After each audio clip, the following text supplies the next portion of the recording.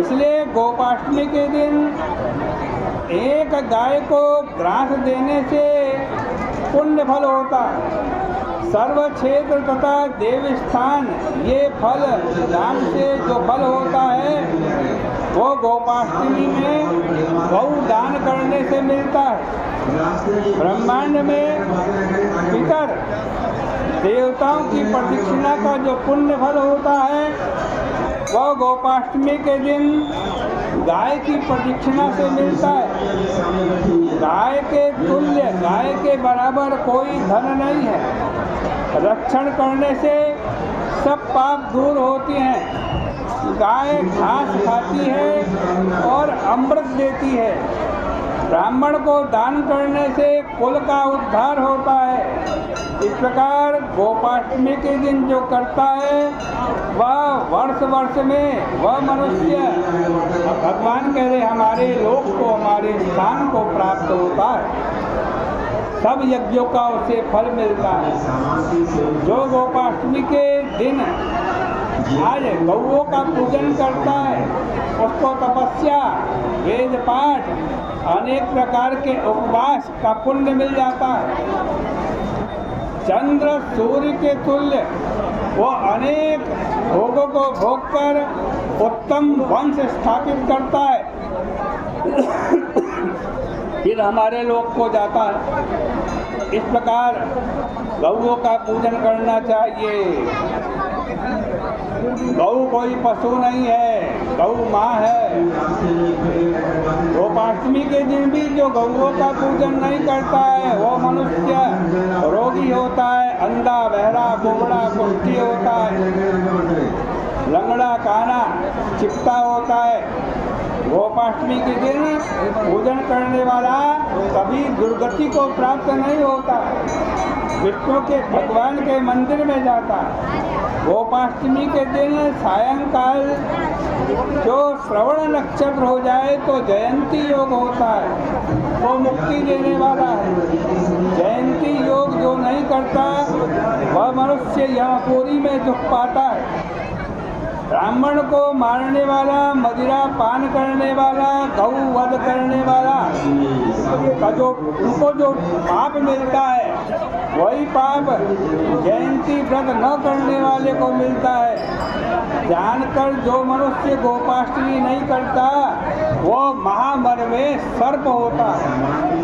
जिसने गोपाष्टमी का व्रत नहीं किया उसने वृद्ध, गधा, काग, बाज, मनुष्य इनका मांस खाया है। गोपाष्टमी के दिन जो गाय का पूजन नहीं करता वह मनुष्य तीनों लोकों में पाप प्राप्त करता है। कार्तिक शुक्ल पक्ष में श्री कृष्ण गोपाष्टमी को न करने से मनुष्य ब्रह्म राक्षस बनता है। गोपाष्टमी न करने से 100 कुल आगे और पीछे के नरक में जाते हैं। श्रवण नक्षत्र युक्त गोपाष्टमी के दिन शाम को गाय का पूजन करने का महान फल है। सदा करने वाला मेरा भक्त स्त्री हो या पुरुष जैसा कहा गया है वैसा फल उसको मिलता है। पुत्र, पौत्र, आरोग्य, भाग्य इस जन्म में प्राप्त होकर वह अंत में वैकुंठ को जाता है।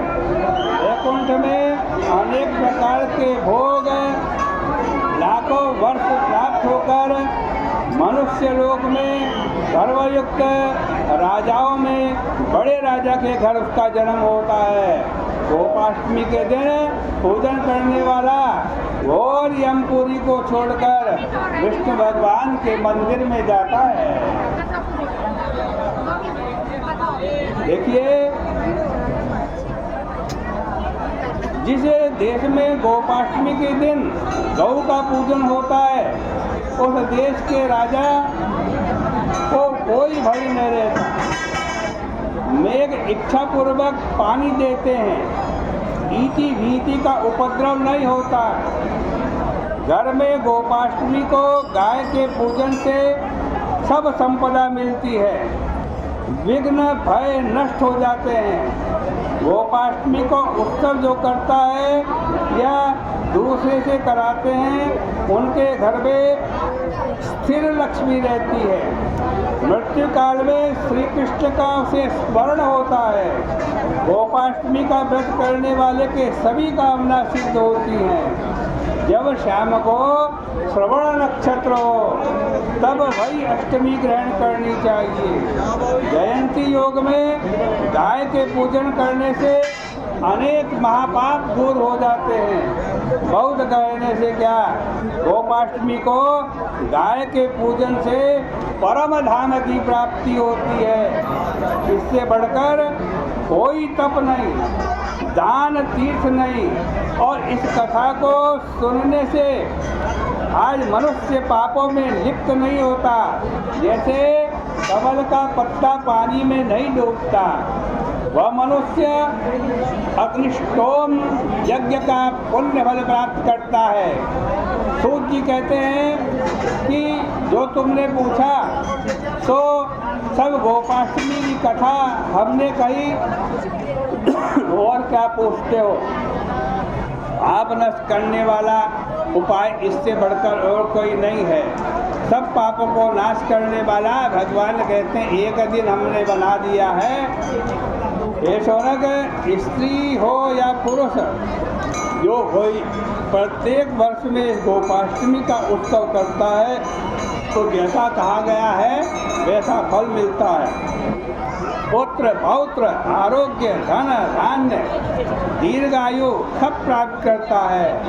वह देश चावल ईख जौ तथा घास इनसे पूर्ण रहता है।